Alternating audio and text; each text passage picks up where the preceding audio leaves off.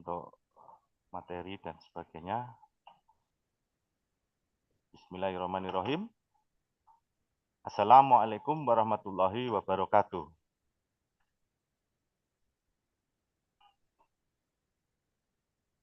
Waalaikumsalam warahmatullahi wabarakatuh.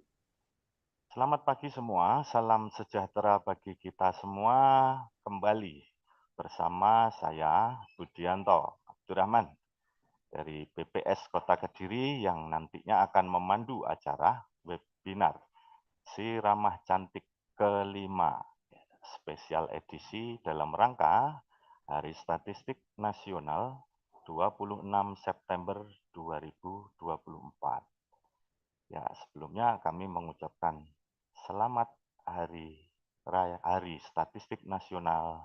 Pada hari ini kami tadi sudah melakukan rangkaian acara yaitu apel pagi dalam rangka Hari Statistik Nasional dan rangkaian berikutnya adalah webinar.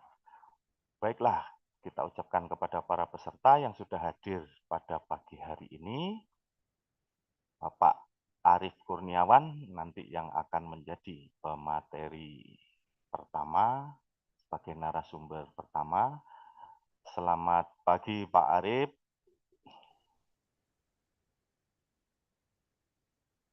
Ya, nanti berikutnya. Selamat pagi. Ya, selamat pagi. Baik. Sepertinya ada feedback Pak Arief.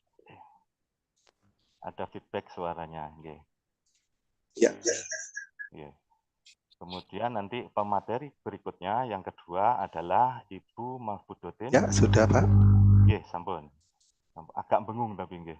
Halo. Ya, nggih. Ya, masuk nggih, Bapak. Masuk. Nggih, sampun Pak Arief. Sip.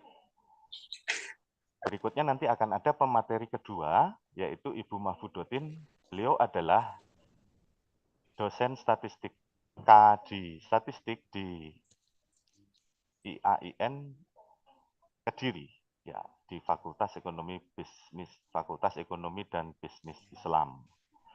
Oke, Bapak. Oke, selamat pagi Bu. Pagi. Oke. Sekarang kita sapa teman-teman undangan peserta dan para mahasiswa. Ini dari daftar yang sudah masuk ini dari teman-teman Diskominfo. Dari Diskominfo ini ada beberapa ya yang hadir, nggih. Kemudian dari teman-teman BPS mungkin ada yang hadir. Kemudian dari rekan-rekan mahasiswa yang barangkali hari ini ingin menimba ilmunya dan menambah wawasannya menjadi lebih berkualitas lagi. Ya, memang tidak salah pilih pada hari ini karena tema dari Hari Statistik Nasional kami pada tahun ini adalah data statistik berkualitas untuk Indonesia Emas. Nah, kalau boleh saya berpantun, nanti silahkan dengan cakepnya dan silahkan dengan artinya. Ngaten nggih. Oke. Ini Pak Budi berpantun dulu. Pergi ke kota Kediri, membeli tahu. Tidak lupa mampir ke Tugu Simpang 5. Mari kita bersama-sama yang ingin mendapatkan pengetahuan untuk menyimak si ramah cantik kelima, ya. Tepuk gitu. Nah, kalau si ramah cantik kelima ini barangkali teman-teman masih ada yang belum paham apa si ramah cantik itu. Si ramah cantik adalah serial gerakan mahasiswa cinta statistik. Nah, barangkali kenapa gerakan mahasiswa cinta statistik? Ya, kita mulai dari pembinaan sektoral di lingkungan sivitas akademik. Nah, itu kurang lebih seperti itu. Nanti akan dibuka oleh Ibu Lilis Rihadewi. Beliau adalah Kepala Subbagian Umum BPS Kota Kediri. Dalam hal ini berkenan untuk mewakili Kepala BPS Kota Kediri yang hari ini sedang ada acara Rateknas. Baiklah teman-teman semua, untuk lebih mempersingkat acara, biar lebih fokus nantinya, kami akan membuka acara dengan ucapan Bismillah bersama-sama. Bismillahirrahmanirrahim. Kemudian untuk berikutnya, agar lebih afdal sebagai welcome speech pada pagi hari ini, yaitu Ibu Lilis Srihardewi, Kepala Subbag Umum BPS Kota Kediri. Kepada beliau, Ibu Lilis Srihardewi, kami persilahkan untuk membuka acara dan memberikan pengantar sambutannya. Kami persilahkan.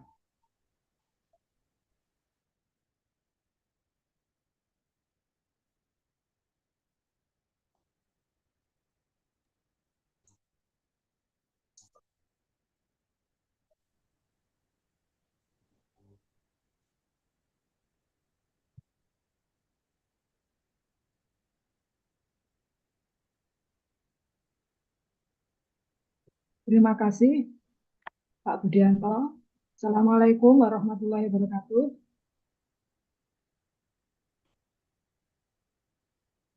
Selamat pagi, salam sejahtera bagi kita semua. Yang saya hormati Bapak Arief Kurniawan, SSI, MSI, Statistisi Ahli Muda Dinas Kominfo Kota Kediri, dan Ibu Mahfudotin, MSI, Dosen Statistik IAIN Kediri. Terima kasih sudah hadir dalam webinar kali ini, dan juga rekan-rekan peserta webinar yang kami banggakan, ada dari OPD, mahasiswa, juga teman-teman BPS. Mohon izin, sebenarnya Bapak Kepala BPS Kota Kediri sendiri, yaitu Bapak Parjan, yang akan membuka webinar ini. Namun karena berhalangan, ada Rateknas BPS Kabupaten Kota se-Indonesia, sehingga diwakilkan kepada saya, Lilis Srihardewi. Semoga tidak mengurangi semangat Bapak Ibu untuk mengikuti webinar ini. Selamat datang di webinar yang bertema peranan statistik di daerah sebagai penggerak terwujudnya Indonesia Emas, yang kami adakan dalam rangka memperingati Hari Statistik Nasional tanggal 26 September setiap tahunnya. Dan kita semua sebenarnya adalah insan statistik. Jadi Hari Statistik Nasional bukan hanya milik BPS saja. Bapak Ibu yang saya hormati, ini merupakan suatu kehormatan bisa mengundang Bapak Arief dan Bu Mahfudotin sebagai pembicara yang luar biasa dedikasinya, yang nanti akan berbagi dan sharing juga teman-teman semua peserta webinar yang hadir kali ini. Pertama-tama, izinkan saya memberikan apresiasi kepada semua pihak yang sudah berkontribusi dalam penyelenggaraan webinar kali ini. Terima kasih juga kepada pihak IAIN Kediri yang selalu mendampingi setiap kegiatan kolaborasi di pojok statistik ini. Sehingga kita bertekad, insya Allah, pojok statistik bisa maju dan semakin berkibar. Amin. Terima kasih banyak Pak Arief dan Bu Mahfudotin sebagai pembicara dalam webinar ini. Saya yakin beliau-beliau ini tidak kalah sibuknya, namun masih menyempatkan waktu untuk bergabung bersama kita dalam webinar ini. Bapak Ibu semua, pembicara-pembicara kita ini ilmunya sudah tidak diragukan lagi, adalah yang sangat berkompeten, yang kami ingin Bapak Ibu semua nanti berbagi pengetahuan dan wawasan dengan kita hari ini, sehingga webinar kali ini akan berjalan dengan sangat menarik. Data sangat penting, kita semua tahu, pengambil kebijakan kalau tanpa data juga tidak akan terukur dengan baik. Makanya mulai dari data tematik yang dihasilkan BPS, yaitu inflasi, ketenagakerjaan, PDRB, pertumbuhan ekonomi, IPM, status keserah, PODES, potensi desa atau kelurahan, Kota Kediri dalam angka dan kecamatan dalam angka, sangat dibutuhkan pemerintah daerah utamanya, dan juga peneliti serta akademisi. Statistik berkualitas memungkinkan pemerintah dan pemangku kepentingan untuk mengidentifikasi masalah, merancang kebijakan yang berbasis bukti, dan mengevaluasi dampak dari program-program pembangunan berbasis data, agar segalanya lebih terukur dan terpercaya. Untuk mempercepat pelaksanaan reformasi birokrasi, BPS melakukan percepatan terwujudnya satu data Indonesia, reformasi birokrasi, kelembagaan good government, good governance, dan good public service, serta pembinaan status sektoral kepada KLDI dan sivitas akademik. Dalam hal ini, BPS Kota Kediri dan IAIN Kediri membuat MOU dan perjanjian kerjasama yang diresmikan tanggal 25 November 2021 sampai dengan 2025. Tim diseminasi Humas dan Pojok Statistik berkoordinasi dengan PEBI IAIN Kediri, dan tahun 2024 BPS Kota Kediri membuat branding misi ramah cantik, yaitu serial Gerakan Mahasiswa Cinta Statistik. Adapun program kerjanya yaitu pelayanan data dan konsultasi statistik oleh ASN. 12 agen statistik terpilih dari mahasiswa FEBI dan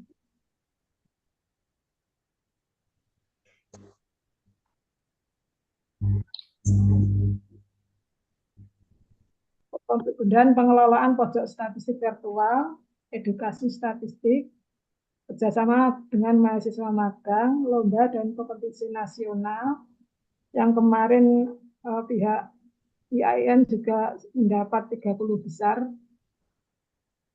dan selanjutnya ini masih ada tahap selanjutnya yang kita belum tahu hasilnya. Akhir kata, saya juga sekali lagi mengucapkan terima kasih untuk seluruh panitia yang terlibat, tim BPS Kota Kediri yang keren, yang sudah menyiapkan segalanya, mengundang Pak Arif dan Bu Mahmudotin sebagai narasumber yang luar biasa. Tentu saya apresiasi dengan sangat baik, dan mudah-mudahan kolaborasi kita ini akan berjalan terus untuk memberi manfaat yang besar lagi. Akhirnya dengan mengucap Bismillahirrahmanirrahim, saya nyatakan webinar dalam rangka HSN dengan tema peranan statistik di daerah sebagai penggerak terwujudnya Indonesia Emas bisa kita mulai.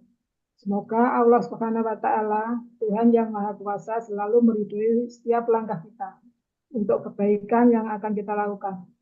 Terima kasih. Wassalamualaikum warahmatullahi wabarakatuh. Waalaikumsalam warahmatullahi wabarakatuh. Terima kasih kepada Ibu Lilis yang sudah memberikan pengantar serta sambutan berikut membuka acara webinar Si Ramah Cantik kelima dalam edisi spesial Hari Statistik Nasional. Terima kasih Bu Lilis, semoga apa yang menjadi harapan kita pada pagi hari ini dapat dimanfaatkan semaksimal mungkin, menjadikan wawasan dan pengetahuan teman-teman serta mahasiswa yang hadir sebagai peserta pada hari ini untuk di kemudian hari memanfaatkan hasil webinar ini sebagai tambahan pengetahuan. Dan jangan lupa untuk para peserta yang hadir nanti akan disediakan free e-sertifikat ya. Kalau Anda mengisi daftar hadir yang sudah disediakan di link chat ya. Ada di link chat. Nanti silakan mengisi daftar hadir dan sertifikat nanti akan kita berikan pada akhir sesi setelah link tree yang kita berikan itu di situ tersedia materi, daftar hadir, dan kemudian sertifikat, dan sebagainya. Oke, baiklah untuk menginjak acara yang kita tunggu-tunggu, ya, kita perkenalkan dulu ini. Siapa Pak Arif Kurniawan? Ya, beliau adalah statistisi ahli muda, ya. Berarti beliau adalah seorang fungsional yang bergerak di bidang analisis dan ahli dalam bidang statistik, terutama di sosial budaya. Beliau berasal dari instansi Dinas Komunikasi dan Informatika Kota Kediri. Sudah tidak diragukan lagi, beliau sudah sering ke sana kemari memberikan wawasan, pengetahuan, serta ilmunya berbagi ke seluruh pelosok negeri. Dan kita beruntung sekali hari ini Pak Arief bisa hadir dan menyampaikan materinya. Oke, untuk berikutnya kita panggil Pak Arief Kurniawan dengan pantun, nggih. Ke pesantren beli jajanan. Nah, cakepnya mana nih? Nah, monggo kepada Pak Arief Kurniawan kita persilahkan untuk memberikan paparan. Oke, Mas Budi, matur suwun. Assalamualaikum warahmatullahi wabarakatuh. Waalaikumsalam warahmatullahi wabarakatuh. Terima kasih Mas Budi atas kesempatannya hari ini bisa saling berbagi wawasan dengan teman-teman peserta. Yang saya hormati Ibu dosen, sugeng Ibu. Kemudian moderator Mbak dari BPS. Jadi, langsung aja nggih.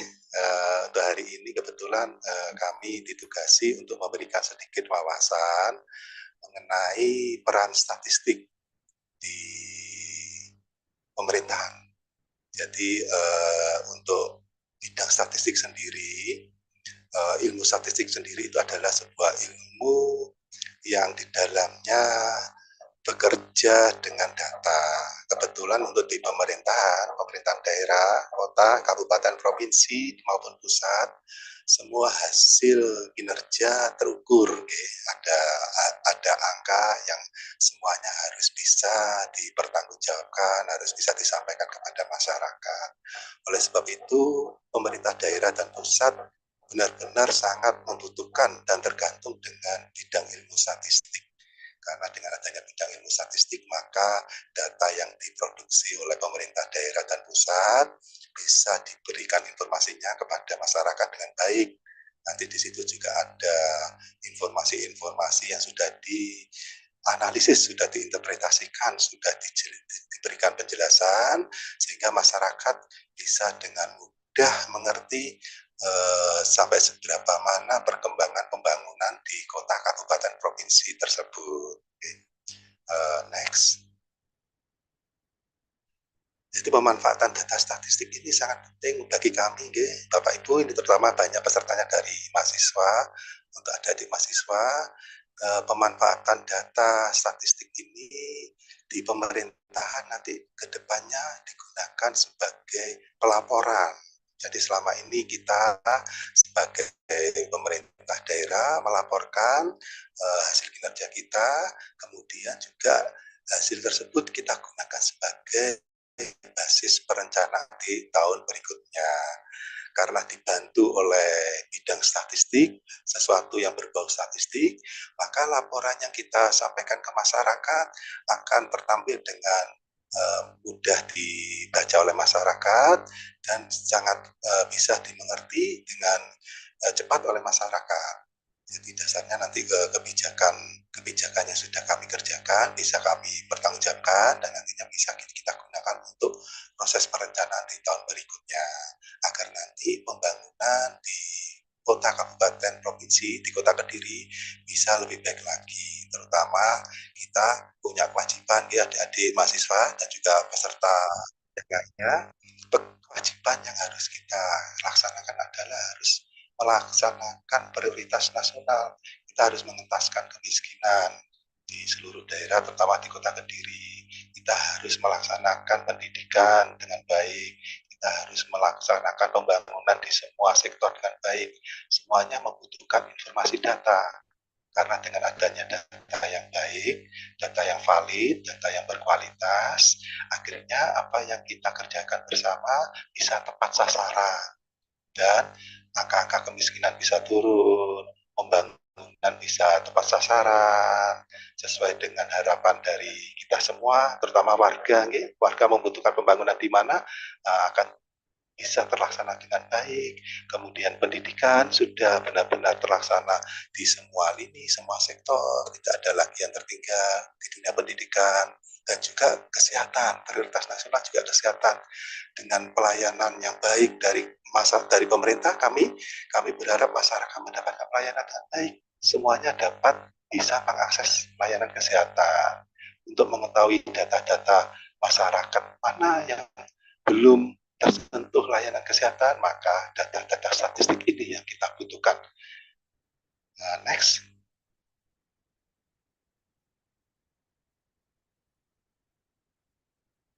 Nah, ini contoh ya, salah satu contoh data statistik yang kita gunakan di pemerintahan. Di sini misalkan data kepegawaian. Di sini terlihat data gender, Bapak Ibu dan adik-adik mahasiswa.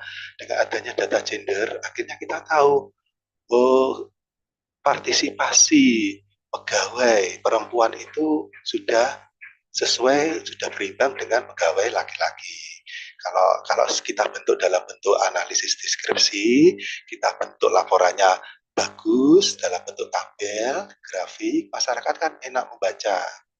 Adik-adik mahasiswa dengan begitu kan tahu, oh ternyata di Kelurahan Bandar Kidul Kota Kediri itu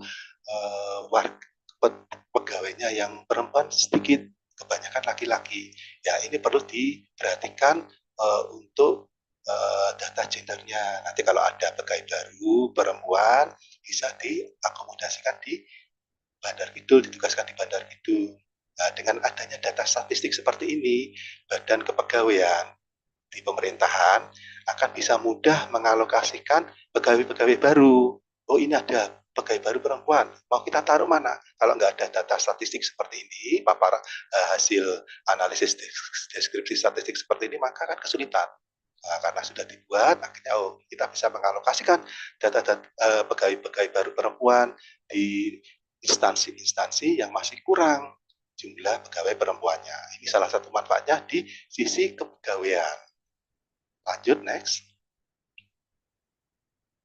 Nah, ini yang merupakan prioritas nasional bersama ya, angka kemiskinan adik-adik mahasiswa dan rekan-rekan peserta di seluruh kota, kabupaten, dan provinsi mempunyai tugas berat, harus mengentaskan kemiskinan. Dengan adanya hadirnya statistik yang rapi, statistik yang bagus, kita buatkan sebuah analisis deskripsi, kita buatkan tampilan dalam bentuk grafik, sehingga masyarakat bisa membaca, oh di Kota Kediri angka kemiskinannya ternyata turun secara bertahap dalam tahunan. Akhirnya masyarakat bisa mengerti ternyata ada proses kinerja yang bisa menghasilkan penurunan angka kemiskinan di Kota Kediri. Nilainya bisa dipantau secara bersama-sama. Nah, dari situ sumber-sumber data yang bisa diambil bisa dari data-data di BPS. Kebetulan BPS di seluruh kota, kabupaten, provinsi maupun tingkat pusat sudah memiliki portal yang bisa diakses oleh seluruh masyarakat. Bisa diambil data-datanya untuk adik-adik mahasiswa, bisa mengambil data-data tersebut untuk penelitian, mungkin untuk mengerjakan skripsi, untuk sumber data bisa. Atau di portal satu data daerah. Seluruh kota kabupaten sudah memiliki portal atau alamat web yang berisikan data, bisa diambil di situ, di satu data daerah. Kalau di Kota Kediri, satu data Kediri Kota, Go.id, bisa diakses data-data tersebut, bisa diambil untuk penelitian adik-adik mahasiswa. Nanti ke depannya bisa memberikan kontribusi kepada kami, saran dan nasihat dari hasil penelitian itu apa yang bisa kita kerjakan. Next. Nah, ini dari sini Bapak Ibu, kalau statistiknya jalan dengan bagus, sudah ditampilkan bagus di website, di portal, atau dimanapun, maka dengan begini kita tahu, kelurahan mana yang angka kemiskinan ekstrimnya tinggi, kelurahan mana yang kecil. Nanti kalau ada suatu kegiatan pengentasan kemiskinan, kita bisa fokus ke kelurahan-kelurahan yang masih tinggi angka kemiskinannya. Dari sini bisa kelihatan nanti kelurahan mana yang masih tinggi. Next.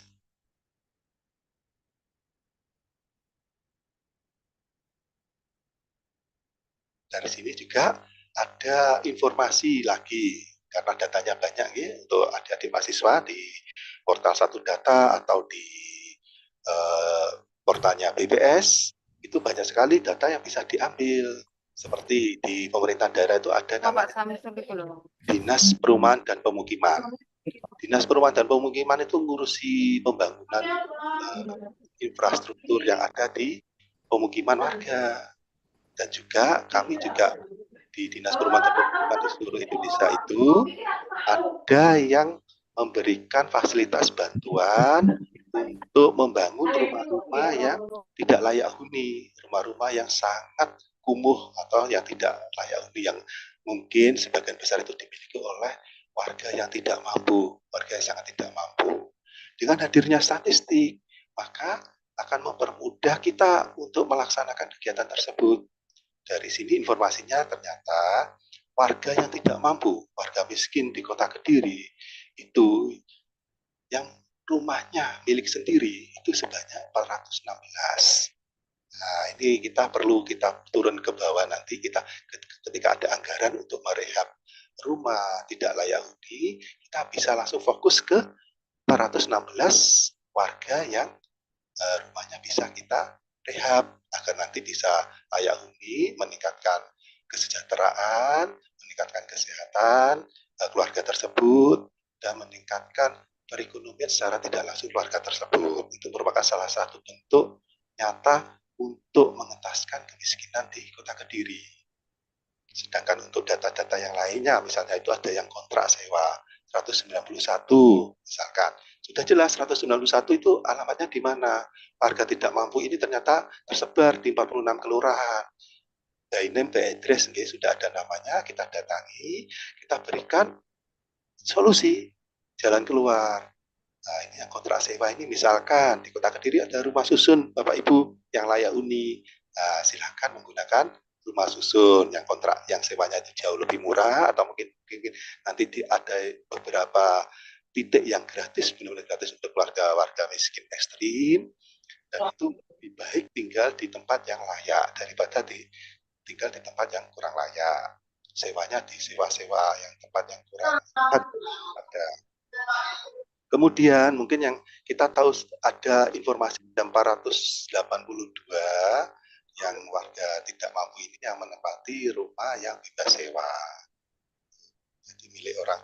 Kemudian status lahannya ternyata ada yang milik orang lain.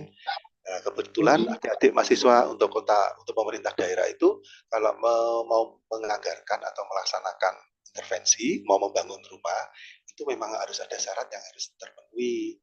Syaratnya lahan itu harus miliknya yang bersangkutan. Nah, kalau nanti yang miliknya orang lain 211 ini nanti bisa adik-adik mahasiswa memberikan penelitian gimana solusinya.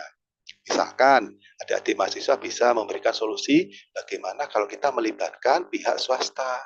Nah, itu ada sumbangan-sumbangan dari tempat lain, kalau di kami namanya CSR, jadi sumbangan atau dana dari swasta atau dari sumbangan dari yang lainnya bisa dialokasikan ke sini ke 211. Jadi jelas penerima sudah ada, calon-calon penerima. Jadi tidak lagi kita mencari-cari lagi. Ya, ini untuk mengentaskan angka kemiskinan ekstrim kalau datanya ada. Statistiknya baik, statistiknya terolah dan valid, bisa dipertanggungjawabkan, kualitasnya bagus, data itu update, nah, itu langsung enak, bisa dikasihkan 211 ini kepada swasta. Misalkan ada yang kaya mau menyumbang, ini alamatnya di sini, monggo mau dibangun. Sedangkan yang status lahannya milik sendiri, itu kami nanti yang mengerjakan. Ada 361 rumah yang benar-benar itu miliknya keluarga tidak mampu yang bisa kita bangun. Nanti pemerintah Kota Kediri yang membangun, karena itu sudah milik sendiri, syaratnya sudah terpenuhi. Next. Ini data kemiskinan yang sudah lengkap, ini ada di data ini diambil dari datanya milik Kementerian Kemenko PMK, itu bisa juga diakses. Dari sini nanti adik-adik mahasiswa bisa memberikan solusi inovasi. Ternyata yang miskin ekstrim di Kota Kediri yang berstatus pekerjaan pedagang itu ada 8%, ada 111. Apa artinya? Ada mahasiswa memberikan masukan ke kami, ke Kota Kediri, gini Pak, dibuatkan pelatihan UMKM untuk 111 itu. Nah, agar dagangannya itu lebih berkembang. Misalkan dia berdagang dengan konvensional, kita bantu UMKM dagangannya harus masuk ke dalam website atau sosial media. Kita bantu bagaimana cara mengiklankan di Facebook, di Instagram, kita kasih pelatihan. Nah, itu inovasi yang diberikan oleh adik-adik mahasiswa ke kami, ada 111. Nah, nanti di kami di pemerintah daerah itu ada namanya Dinas Koperasi dan UMKM. Nanti bisa mengadakan kegiatan pelatihan. Nah, itu untuk meningkatkan penghasilan 111 pedagang keluarga tidak mampu ini agar dagangannya laku, agar laris, agar penghasilannya banyak gimana? Nah, kita bantu untuk promosi di cara promosi yang tepat di media sosial atau kita keterampilannya kita tambah. Kalau dia dulu misalkan pedagangnya cuma bisa berdagang di skala rendah, kita tambah lagi keterampilannya dia bisa berdagang untuk meningkatkan pendapatannya. Ada pelatihan usaha, pelaku usaha. Oke, ini ada lagi angka yang sudah pasti 176 pegawai swasta. Nanti pegawai swasta ini nanti kita sudah tahu di mana, misalkan di buruh pabrik gitu, nah itu nanti kita bisa pemerintah daerah bisa kerjasama dengan pabrik tersebut. Gimana cara supaya 176 ini terangkat pendapatannya? Nah, kita ajak sama-sama untuk meningkatkan penghasilan di perusahaannya. Dan pekerja lepas, nah ini ada 671 loh. Kalau ada data statistik enak, adik-adik, bapak, ibu, ada namanya di kelurahan mana, kita tinggal datang ke mereka. Mereka rata-rata buruh harian. Nah, kita bisa langsung nanti yang buruh harian kita punya namanya, punya alamatnya. Ketika pemerintah Kota Kediri memiliki program padat karya, kita langsung undang mereka. Nah, biasanya mereka nganggur ya, belum ada pekerjaan, belum ada bangunan yang dikerjakan. Karena data itu sudah ada, kita langsung undang, ayo Bapak Ibu, kita ada padat karya, pembangunan saluran air di kelurahan ini sepanjang ini, pekerjaannya apa jenengan. Adik-adik mahasiswa bisa memberikan informasi tambahan, menyebarkan informasi, ada pembangunan perumahan di mana, itu ada pembangunan development dari mana, membutuhkan tenaga kerja. Nah, ini berkolaborasi dengan adik-adik mahasiswa, berkolaborasi dengan Dinas Ketenagakerjaan, itu bisa kita sampaikan ke 671 orang ini. Ini ada pekerjaan, Bapak Ibu, ayo berangkat. Membutuhkan kuli, membutuhkan buruh bangunan. Seperti itu, kalau data dan statistik itu sudah rapi, sudah bagus, sudah ada. Kemudian petani. Nah, petani ini nanti kalau di pemerintah daerah nanti berhubungan dengan Dinas Pertanian, ya adik-adik. Nah, nanti Dinas Pertanian untuk alokasi bantuan subsidi pupuk, untuk pendampingan di pertanian akan diprioritaskan 13 ini. Nah, jika ada program-program tambahan atau kegiatan baru yang memberikan subsidi atau bantuan, nah ini 13 ini sudah enak, sudah ada nama dan alamatnya, bisa langsung dijadikan penerima bantuan. Oke. Untuk wira swasta juga gitu, dan untuk selanjutnya yang tidak bekerja. Yang tidak bekerja, kita berikan pelatihan langsung, gratis kita undang. Kita beri pelatihan, dia itu suka di mana, dia suka di bengkel, kita beri pelatihan perbengkelan. Kita beli sertifikat, kemudian ada bantuan modal. Kalau di kami, di Dinas Perdagangan ada bantuan modal. Nah, nilai bantuan modal itu kita berikan setelah mereka mendapatkan pelatihan. Nah, nanti bantuan modal itu bisa digunakan untuk membuka bengkel. Nah, akhirnya 144 orang ini akan memiliki pekerjaan sendiri, ya, bisa meningkatkan penghasilan dan meningkatkan statusnya agar keluar dari miskin ekstrim. Ini manfaatnya adik-adik mahasiswa ya. Kalau statistik itu benar-benar disampaikan, benar-benar dikerjakan secara baik, mempermudah kami pemerintah daerah dan juga teman-teman mahasiswa dan juga para pelaku swasta, ketika mereka mau membantu, mereka tinggal minta mana sih yang perlu dibantu, kita kasihkan. Next.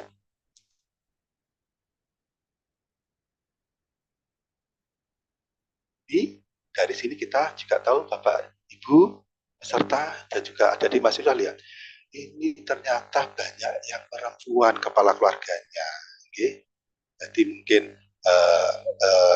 cerai mati atau cerai hidup, janda, ini banyak kepala keluarganya perempuan. Ini yang perlu kita nanti memberikan perhatian khusus. Misalkan ada bantuan sosial, nanti kan datanya sudah ada 154 keluarga yang kepala keluarganya janda. Kita beri bantuan langsung, bantuan modal, pelatihan. Kebetulan suka menjahit ibunya, kita kasih pelatihan menjahit, kita kasih modal mesin jahitnya. Nah, dia miskin ekstrim. Supaya dia mandiri, nanti di rumah bisa berpenghasilan. Dari sini kan sudah kelihatan, gitu. Kalau yang usia tidak produktif, maka bantuannya ya langsung bantuan sosial, karena sudah nggak bisa bekerja lagi. Sudah ada nanti yang usia produktif di atas, non produktif di atas 60 tahun, ada 52, langsung kita kasih bantuan yang sifatnya langsung, sudah nggak perlu untuk dia untuk bekerja, bantuan sosial. Dari pusat ada PKH, BPNT, bantuan pangan, dari Kota Kediri ada BPNTD, bantuan lanjut usia, berupa bantuan tunai, uang, itu kita berikan ke 52 jiwa ini, sudah enak, sudah ada nama dan alamatnya. Itu enaknya statistik ya. Sangat vital, statistik itu sangat penting. Lanjut.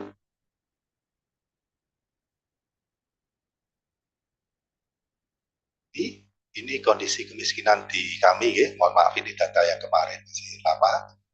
Jadi kita tahu Bapak Ibu, teman-teman adik-adik mahasiswa, warga Kota Kediri yang mendapatkan bantuan sosial di Kota Kediri sampai berapa?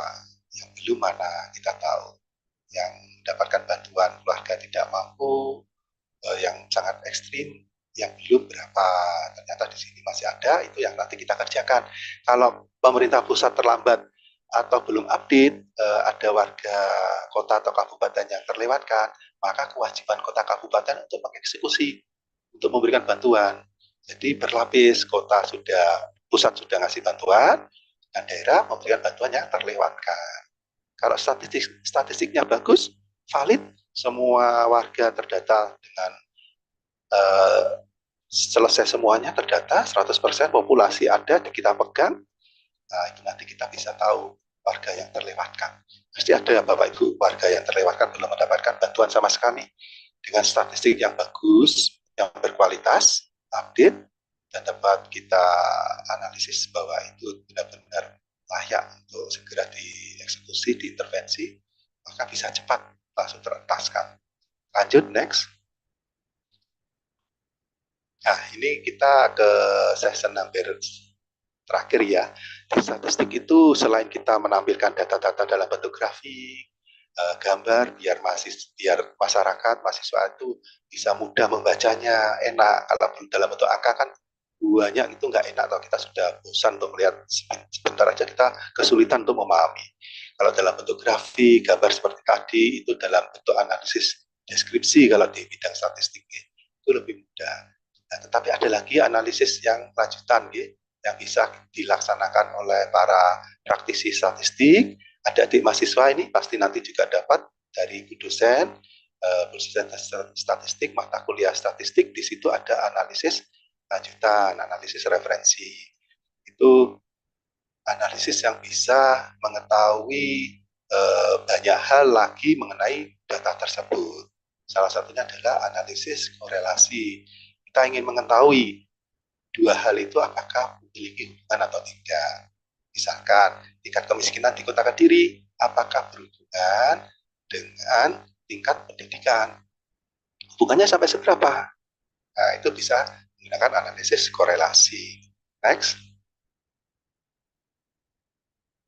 Nah, ini nanti ini Bu dosen ini yang memberikan pencerahan ke adik-adik mahasiswa, rumusnya korelasi antara dua hal, yaitu S dan Y. Misalkan S itu kemiskinan, Y itu tingkat pendidikan. Nah, itu gimana cara mencarinya, nilai korelasinya. Nah, itu ada sigma XI sampai YI.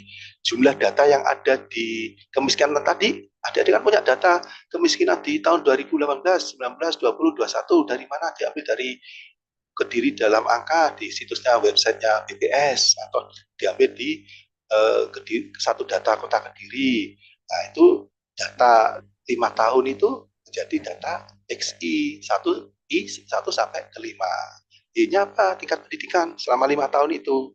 Nah, kita total, terus kita kurangi masing-masing jumlah itu, kita bagi jumlah sampelnya. Sampelnya kan 5 tahun, kita bagi 5. Itu nanti akan ketemu S-nya. Nah, nanti dari situ nanti ketemu korelasinya. Kalau korelasinya 0, mendekati 1, berarti hubungannya erat. Jadi antara kemiskinan dengan tingkat pendidikan, korelasinya 0,9 misalkan gitu. Kan mendekati 1, hubungannya sangat erat. Nah, itu nanti adik-adik mahasiswa kasih masukan ke kami. Pak, itu tingkat pendidikan itu berpengaruh sama kemiskinan, tolong diperhatikan. Oke, nanti kita lebih fokus ke dunia pendidikan. Karena dari ilmiahnya, dari hasil analisis korelasinya, itu berpengaruh. Oke, next.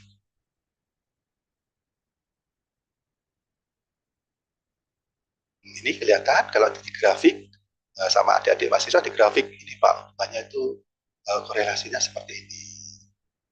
Oke, next. Kalau apa next? Nah, kalau negatif ke arah kiri, kalau positif ke kanan, kalau modelnya acak seperti itu berarti korelasinya kecil, mendekati nol. Berarti kurang ada hubungan. Nanti kasih saran ke kami, pemerintah daerah, tingkat pendidikan kurang memberikan kontribusi, Pak. Yang banyak memberikan kontribusi itu bansos. Oke, nanti kami sebagai pemerintah daerah akan fokus menaikkan anggaran di dinas sosial untuk mengakomodasi hasil saran dari adik-adik mahasiswa bahwa ditunjukkan bahwa yang sangat berpengaruh itu ternyata bantuan sosial. Oke, next. Nah, ini ada lagi untuk analisis di statistik itu banyak. Nanti ibu dosen yang banyak memberikan penjelasan, nggak cuma analisis korelasi, nanti juga ada analisis regresi. Manfaatnya apa? Kalau analisis regresi untuk mengetahui adik-adik nanti bisa meramalkan kira-kira tahun depan itu tingkat hubungannya berapa ya? Tahun depan itu kira-kira angka kemiskinannya berapa? Nah, itu kami sangat membutuhkan itu. Oleh sebab itu statistik ini sangat vital, sangat dibutuhkan terutama di Diskominfo, Dinas Kominfo dan Bapeda untuk perencanaan data di tahun berikutnya ketika meramalkan atau memproyeksikan suatu kegiatan itu benar-benar proyeksinya itu valid. Karena analisis regresi untuk memproyeksikan suatu data di perencanaan data itu nggak boleh asal ngambil, asal comot, diregresikan aja nggak boleh. Harus dipelajari dulu. Itu variabel-variabelnya itu apakah memberikan pengaruh langsung, apakah memberikan pengaruh tidak langsung, atau cuma dia memberikan mediasi aja. Analisisnya nggak menggunakan analisis regresi sederhana. Nanti harus menggunakan analisis regresi yang lebih lanjut lagi, menggunakan path analisis jalur, menggunakan GSCA, general struktur komponen analisis. Nah, itu ada yang alat-alat analisis yang harus tepat. Kalau nanti kami sebagai pemerintah ya menggunakan alat analisis yang salah, akhirnya apa akibatnya? Bapak Ibu, adik-adik mahasiswa, akibatnya proyeksi yang dibuat oleh Bapeda untuk kegiatan perencanaan di tahun depan ataupun 5 tahun ke depan yang nanti digunakan di RPJMD atau digunakan di RKP atau di kegiatan-kegiatan yang lainnya itu akan salah, akan bias. Karena apa? Alat analisisnya kurang tepat. Nah, ini yang bisa mana? Yang bisa mencari alat analisis yang tepat yang digunakan untuk proyeksi, yaitu adik-adik mahasiswa yang terutama yang belajar statistik. Pertama, lulusan statistik ini sangat dibutuhkan di kami, adik-adik mahasiswa, Bapak Ibu, di pemerintah daerah itu kalau bisa satu OPD harus memiliki satu lulusan statistik. Karena dalam satu OPD itu memiliki banyak data, ribuan data, istilahnya apa? Big data. Nah, itu kalau salah mengambil alat analisis, kacau nanti yang disampaikan ke warga, ke masyarakat, yang disampaikan ke pimpinan salah, kurang tepat, bukan salah, kurang tepat. Seharusnya hubungannya itu 90%, disampaikan cuma 80%. Nah, karena apa? Alat analisisnya yang dipakai kurang tepat. Nah, ini nanti tugasnya Bu dosen mengajarkan ke mahasiswa bagaimana memilih alat analisis statistik yang tepat agar nanti diberikan ke kami pemerintah daerah hasil-hasil analisisnya bisa kita laksanakan sesuai sasaran dan hasilnya juga valid. Oke, ini analisis regresi ya. Analisis regresi ini untuk meramalkan bisa ya, memproyeksikan atau untuk mencari hubungan lebih dari dua berubah. Ya, analisis regresi. Dan next.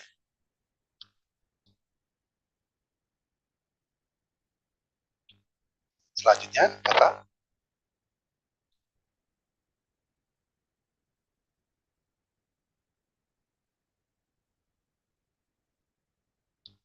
Ya, sambil nunggu dari operator, next ke halaman berikutnya. Jadi adik-adik mahasiswa ya, ketika nanti pengolahan data di pemerintah daerah itu kurang tepat, pengambilan alatnya itu berpengaruh. Seharusnya yang ditingkatkan, yang ditambah anggaran itu di Dinas PU ya untuk mengentaskan kemiskinan. Tetapi alokasinya melenceng ke Dinas Perkim.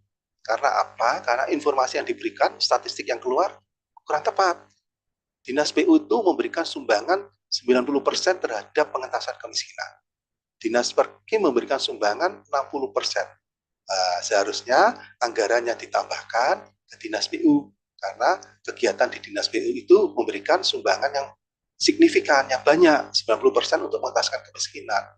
Nah, itu kalau salah menggunakan alat analisis yang dipilih, nah itu nanti nilainya nggak 90, meleset. Misalkan di Dinas PU nilainya turun 80% karena salah pemilihan alat statistiknya, alat analisisnya. Itu analisis lebih lanjut, nggih. Kalau pemerintah ingin tahu mana sih kegiatan mana sih yang menyumbang kontribusi besar dalam pengentasan kemiskinan, agar nanti pimpinan bisa memberikan anggaran tambahan ke kegiatan tersebut, karena kegiatan tersebut signifikan, sangat bisa mengentaskan kemiskinan di daerah tersebut. Perlu diingat, di masing-masing daerah berbeda-beda kondisinya. Oke, next. Nah, ini rumusnya saya skip ya, nanti biar dipelajari di ruang kuliah ya, contoh ya. Nah, ini studi kasus ini. Nah, ini contohnya adik-adik mahasiswa, ini saya ngambil di satu datanya Kota Kediri. Adik-adik mahasiswa bisa ngambil, buka portal satu data di semua kabupaten kota ada. Bisa ngambil di Kediri dalam angka, Jawa Timur dalam angka, semuanya ada. Nah, dari situ bisa kelihatan pendidikan, rata-rata lama sekolah, penurunan angka kemiskinan, persentase kemiskinan. Ini mungkin saya ambil dari kesehatan, sektor kesehatan, angka kematian bayi, dan IPM, indeks pembangunan masyarakat, indeks pembangunan manusia. Maaf, next. Nah, ini ya portalnya, bisa dilihat di sini atau di BPS Go ID juga ada. Next. Oh, nah, next. Nah, dari sini setelah diregresi, akhirnya kelihatan pendidikan rata-rata lama sekolah itu memberikan pengaruh sebesar 56%.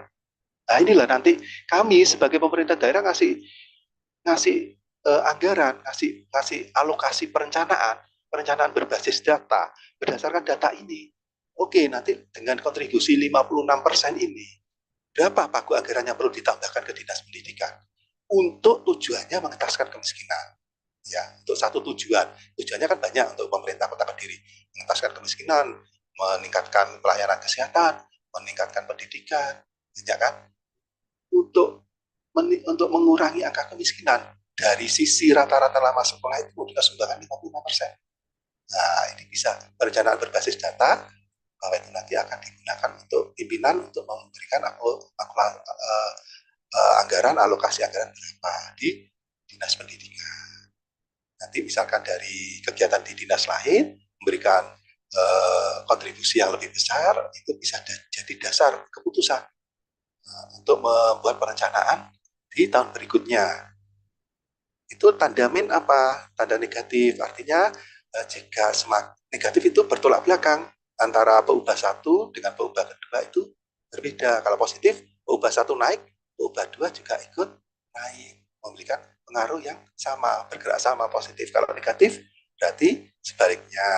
Kalau tingkat rata-rata lama sekolah, kalau semakin banyak yang berpendidikan, yang semakin banyak semakin tinggi tingkat pendidikan, maka akan semakin menurunkan kemiskinan. Negatif maka angkanya. Oke, next.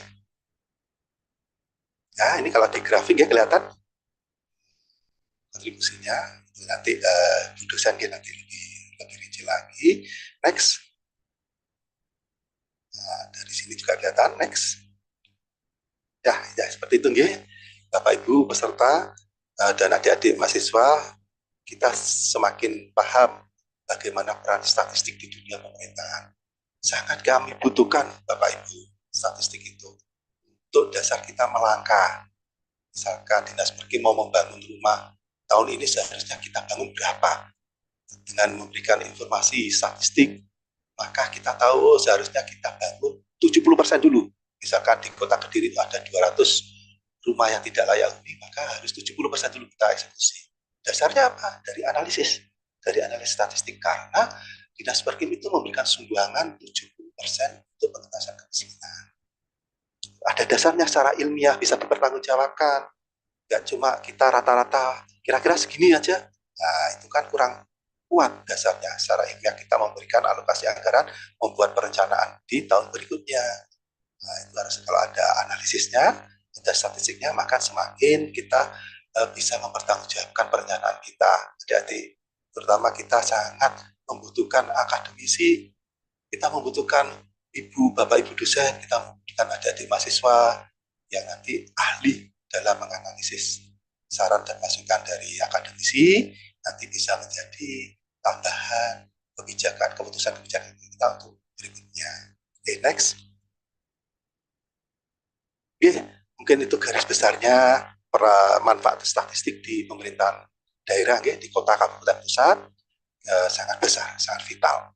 Karena itu mempengaruhi kinerja kita saat ini dan mempengaruhi kinerja kita di tahun depan dan 5 tahun ke depan. Oke. Itu Bapak Ibu yang mungkin sedikit bisa kami berbagi ke panjenengan. Mudah-mudahan nanti ada sedikit manfaat buat Bapak Ibu. Selanjutnya saya kembalikan ke moderator.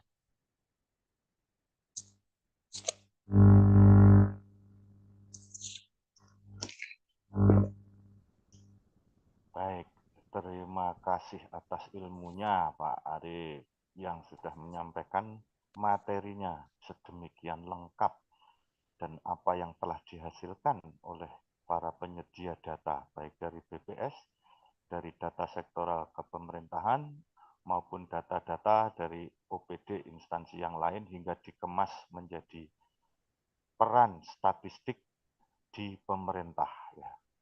Jadi kami berharap para peserta di sini nanti memahami betul-betul sebagaimana bahwa pemerintah itu sangat concern sekali dengan pembangunan di bidang sosial, budaya, segala bidang. Bahkan hingga bisa membuat kebijakan yang membantu masyarakat yang masih di bawah garis kemiskinan. Kurang lebih itu tadi yang sudah disampaikan, dan sekaligus kami infokan bahwa BPS pun juga menyajikan data-data hayati sebagai indikator bagi pemerintah. Jadi sebagai aware gitu. Jadi sebagai perhatian dalam bentuk data bahwa kemiskinan tahun sekian, nah itu sudah kami rilis juga, bisa diakses di website BPS Kota Kediri, angka kemiskinan di 2024 bulan Maret yang lalu.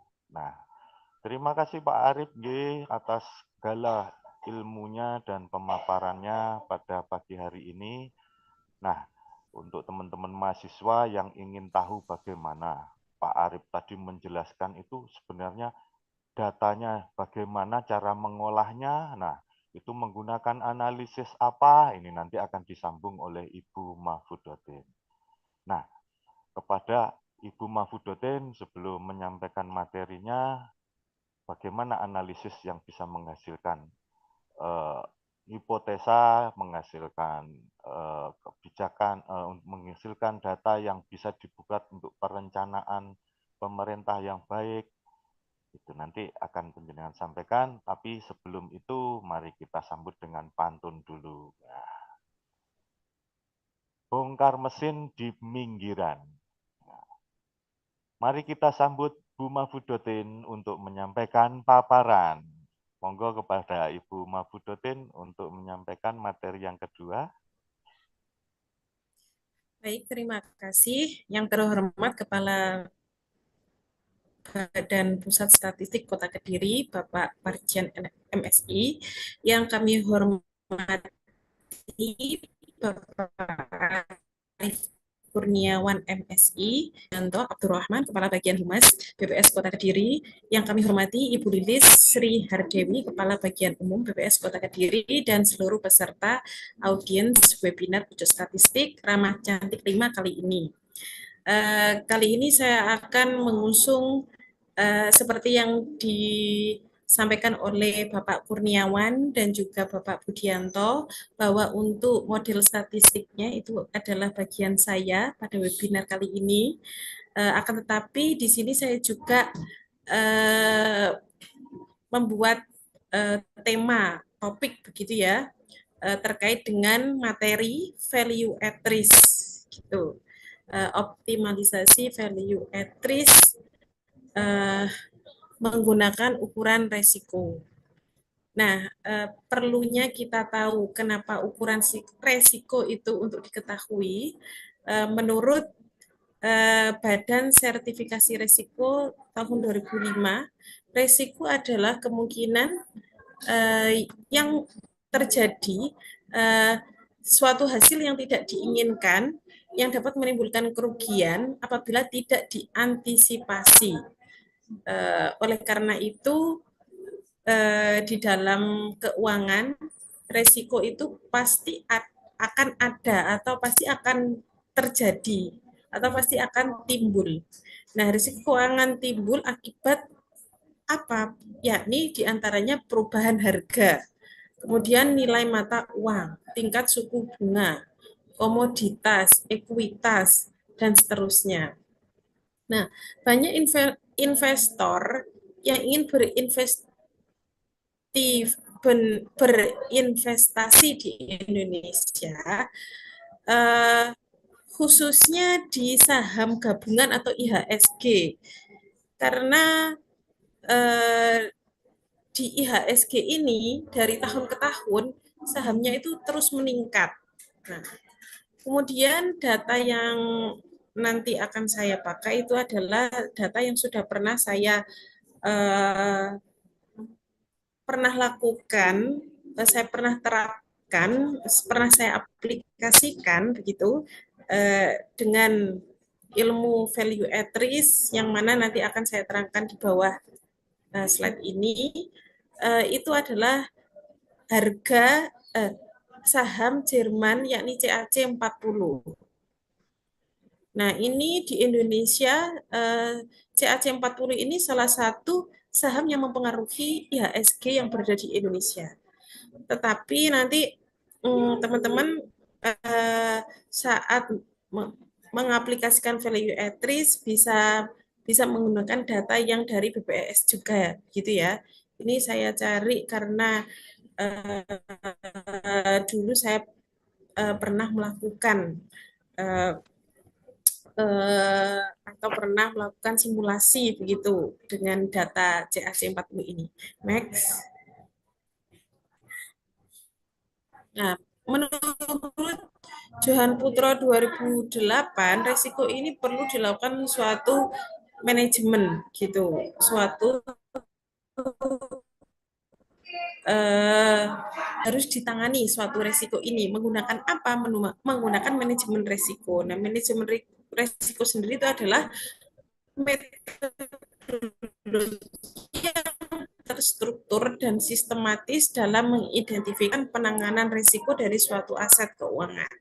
Sehingga ukuran risiko ini perlu, yang mana ukuran risiko ini adalah alat untuk memprediksi kerugian di masa yang akan datang. Masih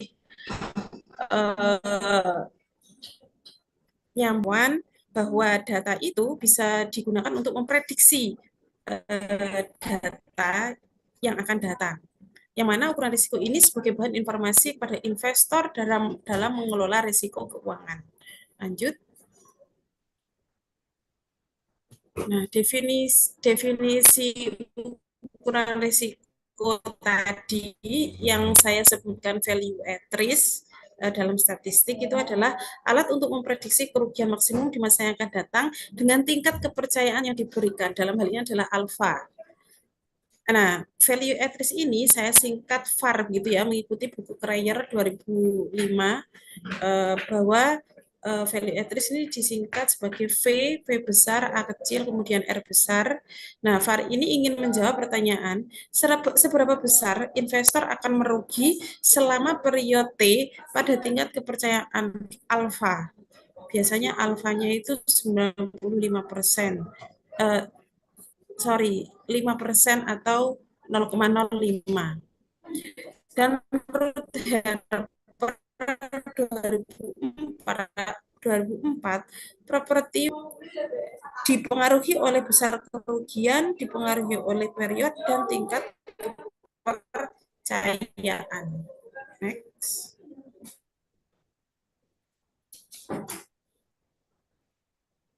Nah, ini adalah wujud atau ilustrasi dari value at risk. Di situ saya menuliskan juga ada ES, expected shortfall. Itu adalah sama, dia itu juga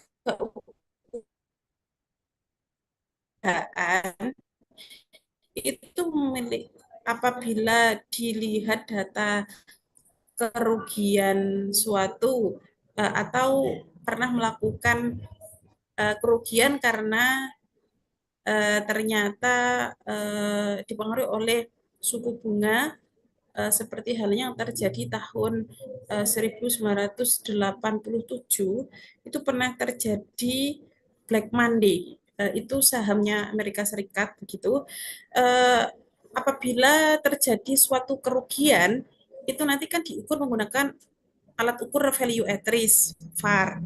Nah, apabila value at risk ini tidak cukup untuk mengakomodasi kerugian tersebut, maka ada alat ukur yang lebih teliti. Nah, itu yang saya sebut sebagai ES tadi itu, expected shortfall. Itu juga ditulis oleh Cryer 2005. Nah, ini terdapat proporsi sebesar alfa kerugian melebihi value at risk yang tidak dapat diabaikan dan perlu diantisipasi. Jadi gambarnya itu ya, ES lebih teliti lagi dibandingkan dengan VAR begitu. Next. Menurut Archner 88, VAR hanya mengukur kuantil dan distribusi tanpa memperhitungkan setiap kerugian yang melebihi value at risk.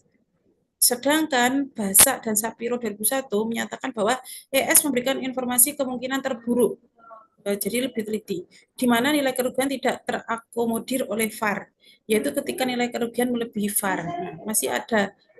Jadi tenang aja, apabila VAR nanti kurang bisa mengantisipasi, maka nanti akan ditampani atau akan diantisipasi oleh yang namanya ES, expected shortfall.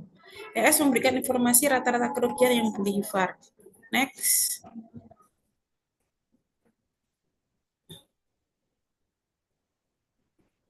Oke, ya. Nah, ini grafik kecenderungan nilai VAR dan ES terhadap tingkat kepercayaan. Bisa dilihat grafiknya ya, bahwa di situ ES warna biru, VAR warna hijau. Jadi ES itu lebih teliti, yakni sebesar tingkat kepercayaannya itu sebesar apabila alfanya 0,91, maka hanya itu adalah 1, kurang dari 1,4. Dan apabila alfanya 0,91, itu ES-nya itu nilainya sekitar 1,9, di atas 1,8.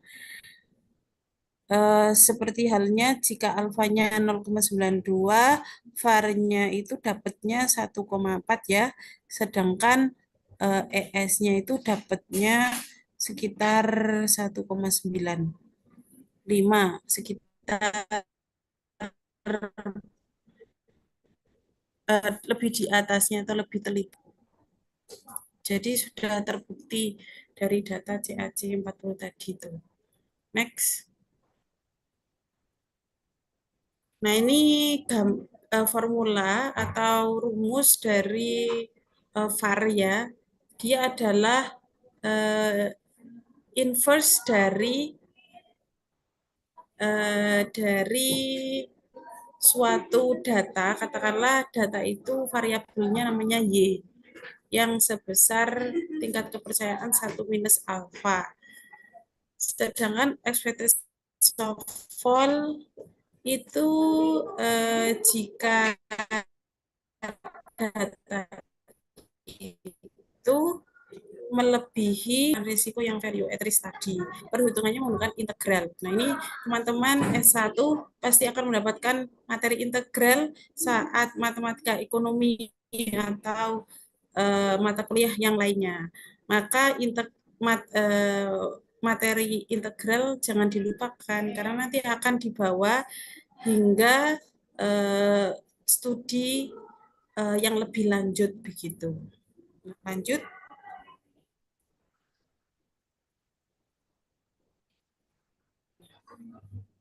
Dari kedua ukuran risiko tersebut, investor ingin mengetahui ukuran risiko optimal atau efektif untuk menutupi kerugian di masa yang akan datang. Dengan membandingkan keakuratan kedua ukuran risiko tersebut dengan tingkat kepercayaan yang diberikan, bagaimana nanti bisa dilihat hasilnya. Next. Nah, ini hanya nanti bisa mengikuti kuliah saya begitu, atau pada intinya saya melakukan penurunan gitu ya. Jika diketahui data dan mendapatkan nilai VAR, bagaimana menghitung ES begitu. Next. Nah, ini ternyata proporsi terjadinya pelanggaran kerugian sebenarnya lebih besar dari ukuran risiko yang relatif kecil. Jadi ini adalah rumus fungsi peluang gitu. P di sini adalah probability gitu, probability data yang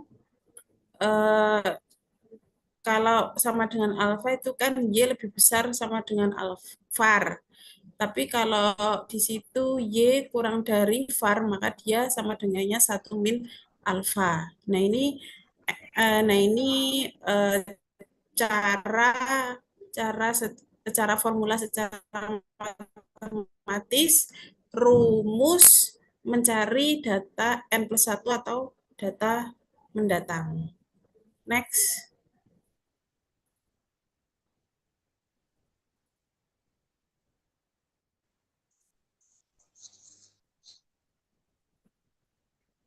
Oke. Nah, melakukan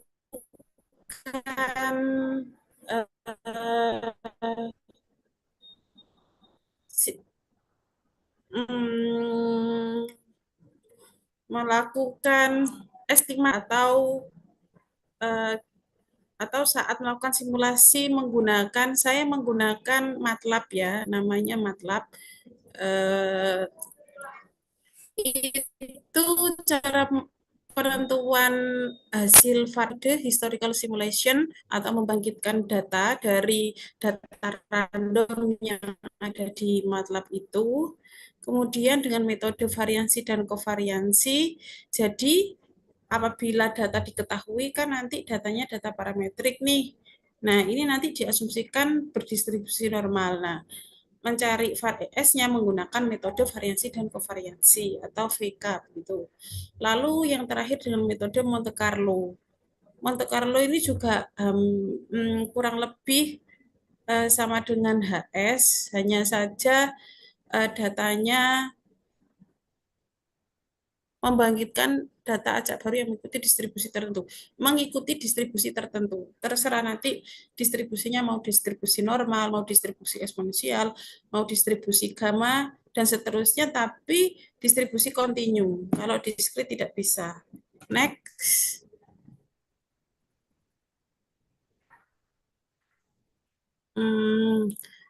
Nah, ini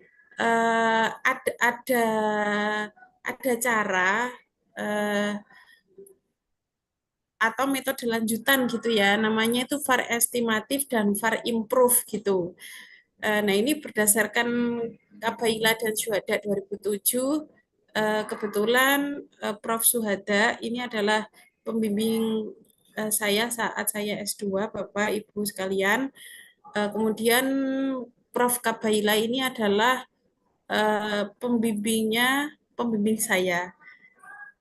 Dan beliau Pak Prof. Kabaila ini dari Latrobe Australia. Sedangkan pembimbing saya sendiri Prof. Suhada ini mohon doanya tahun ini mau menjadi rektor UI begitu. Jadi ini kalau berdasarkan sanadnya begitu ya, ini bagus sekali. BPS Badan Pusat Statistik dengan apa memberi kesempatan saya untuk memberikan apa namanya wawasan begitu ya atau berbagi pengetahuan yang pernah saya dapatkan dari Prof. Suhada dan Prof. Kabaila. Prof. Kabaila ini kalau tidak salah pernah dapat Nobel atas pokoknya yang berkaitan dengan statistik begitu. Jadi sebetulnya kalau di runut gitu ya, jadi teman-teman itu sanatnya itu bisa sampai ke yang dapat Nobel tadi gitu.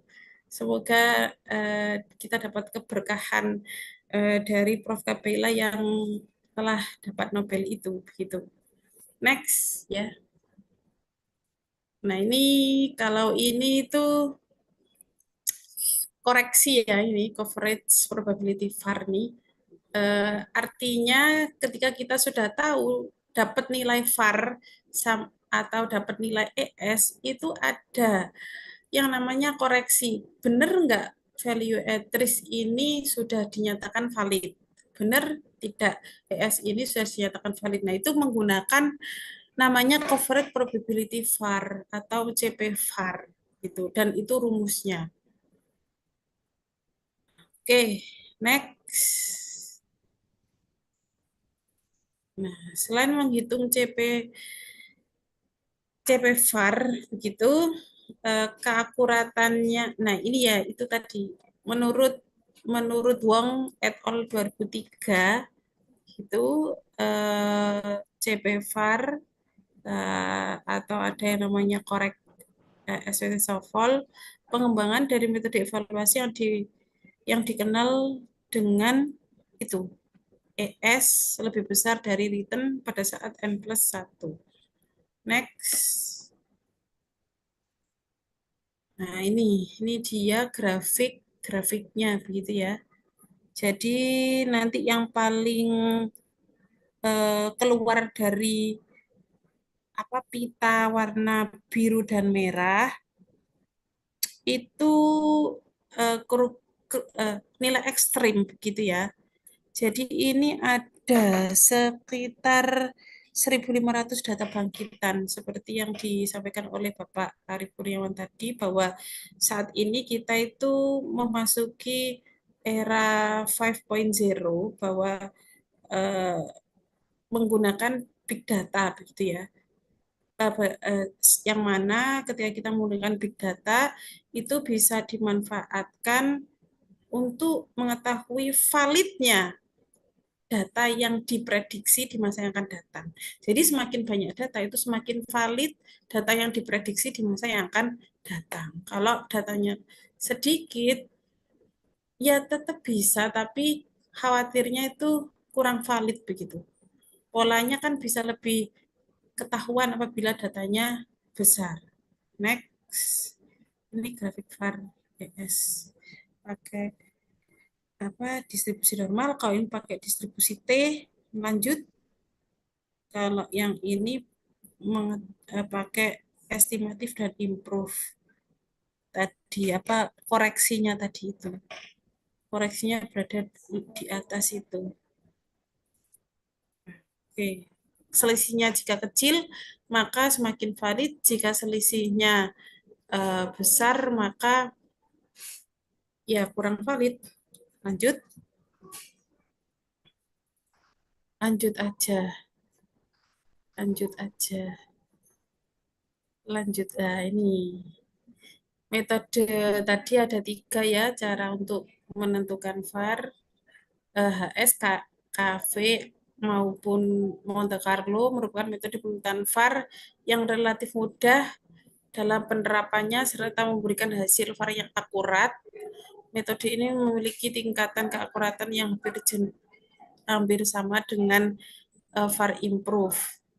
Kemudian dengan HS, KV, dan Monte Carlo ini ukuran prediksi risiko yang optimal bisa diketahui data yang data masa depan atau data yang akan datang. Terus ES juga memberikan hasil yang optimal di mana nilai korek ES lebih dekat dengan tingkat kepercayaan yang diberikan dalam hal ini adalah 0,99. Pada intinya ada yang namanya korek CP VAR itu adalah koreksi atau ukuran koreksi dari hasil ukuran resiko yang saya sebutkan tadi, value at risk dan expected shortfall. Seperti itu saja, Bapak, saya kembalikan. Assalamualaikum warahmatullahi wabarakatuh.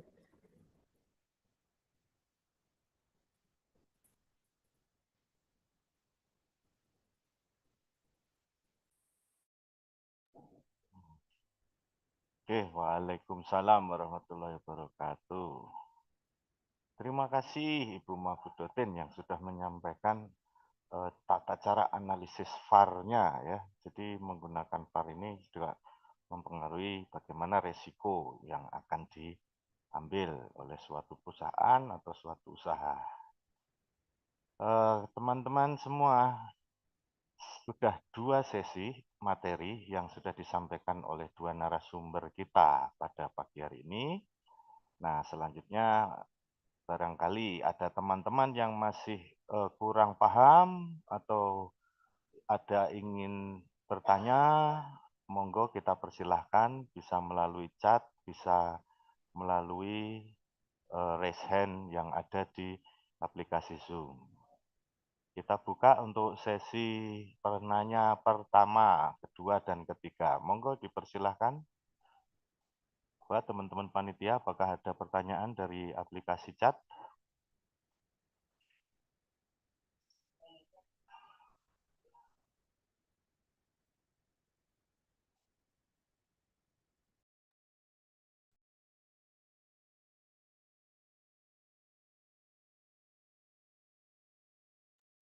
Dari chat masih belum ada. Barangkali ada yang raise hand?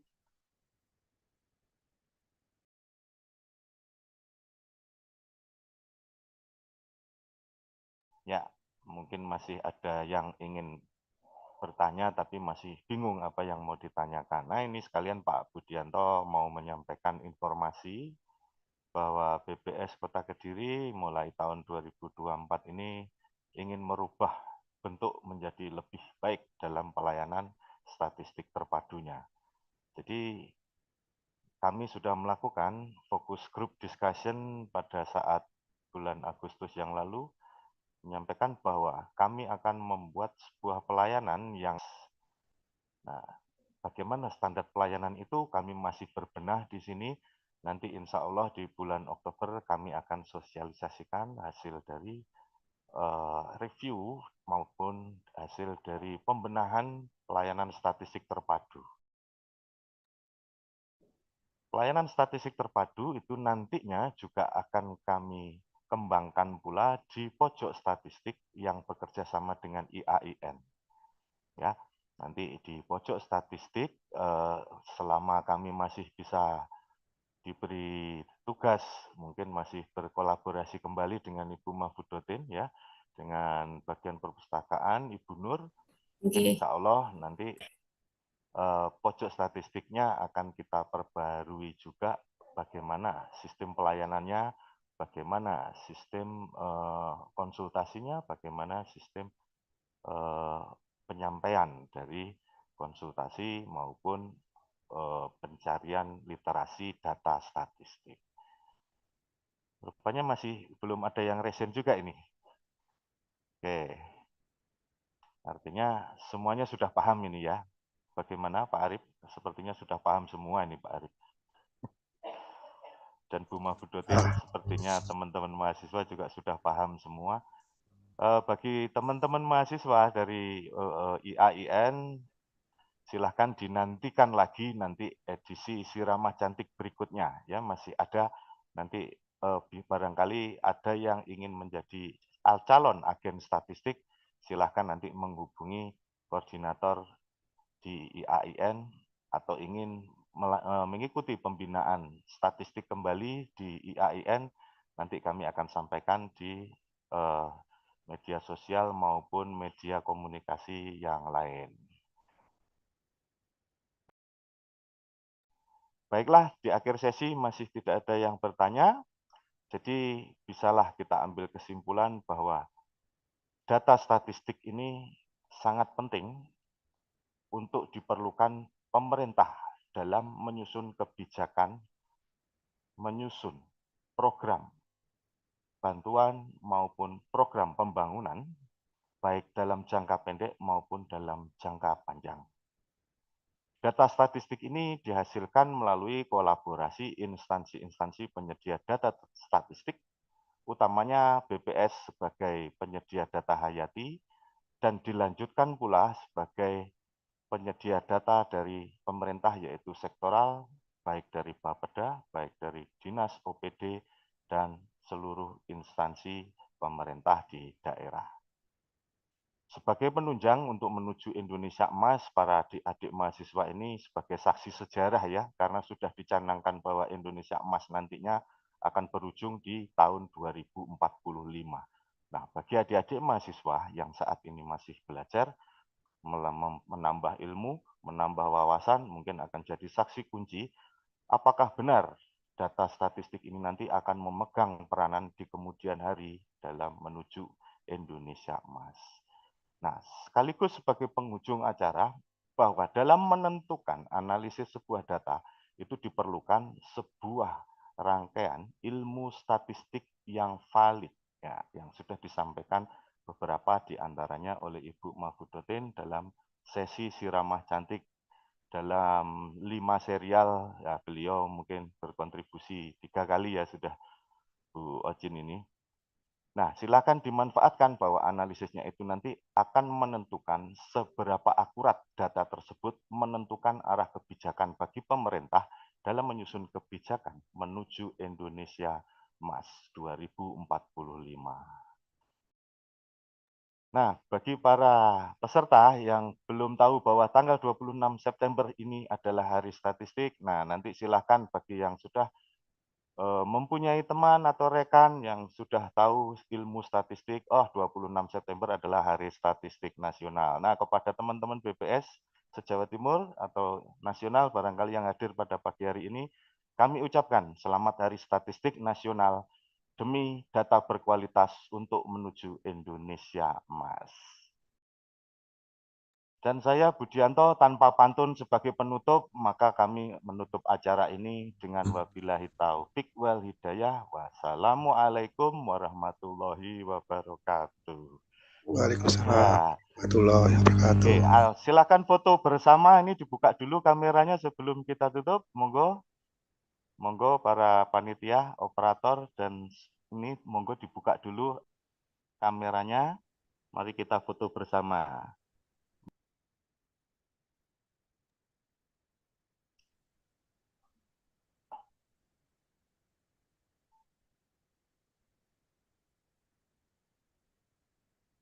Ya, silakan dimulai untuk 1, 2, foto bersama.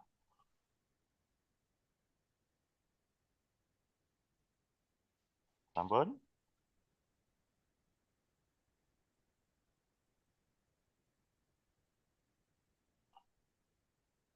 Ya.